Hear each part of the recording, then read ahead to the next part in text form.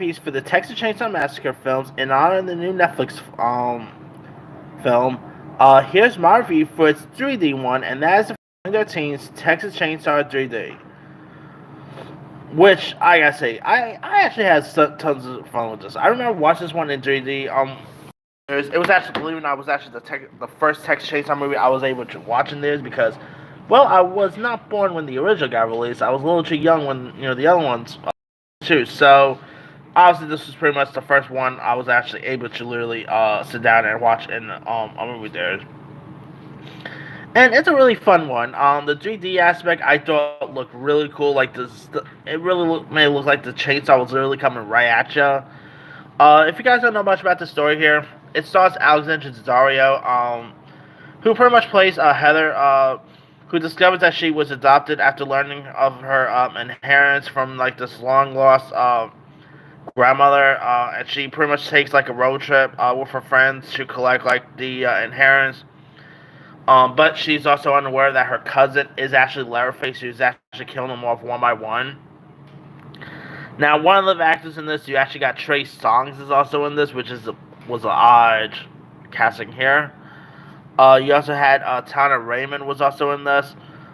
Scott Eastwood was even in this one.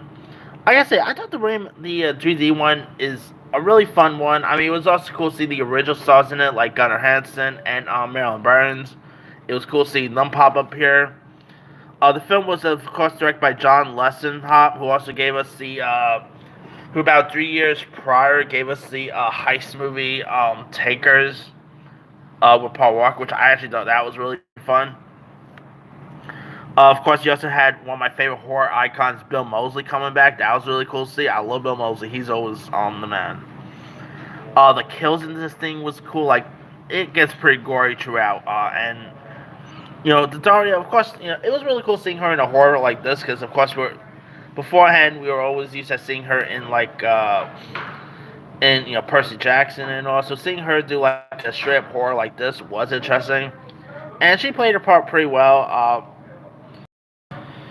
Leatherface, this time around was really cool.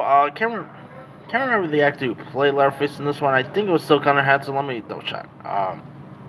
Okay, it was this actor named Dan Yeager, who I thought did a really good job. But it was also cool to see, Leatherface, original Leatherface, Gunnar Hansen at least pop up in some capacity. He doesn't play Leatherface though. He actually plays like a character named Boss Suarez. So a little disappointing that he was in this, but he was not actually Leatherface. So that's a little disappointing. Anyway, it's definitely a really fun one. I always love the kills in this thing. Although one big problem is that that Alexandra Daddario is like in her 30s when she should be a little older than that. That was a little odd to see, really, because her character was like born like a couple like years like I believe the 80s or something like that, or 70s. But it is what it is, I guess. That aside, it's still a really decent one. Cool kills. It's a shame that they didn't really follow up this one with another one, but I mean, this movie, believe it or not, got released all the way back on. Actually, got released all the way back on January 4th, 2013, and made about 47.2 mil. So it did some really good. It did okay in the box office, I guess. But that aside, it is a really fun one worth checking out. Anyway, I know the reviews wasn't all that great. Like, what does it have? I know it has a really low score. It has like a 19% Rotten Tomatoes, so it is what it is, I guess. Anyway, let me leave you guys. Have you ever seen Texas Chainsaw 3D? If so, what's up? Were you a fan of it? Were you not a fan of it? Favorite scenes, favorite moments? Drop comments below. Don't forget to like, subscribe, hit that bell for more notification. This is Tim Rusaro.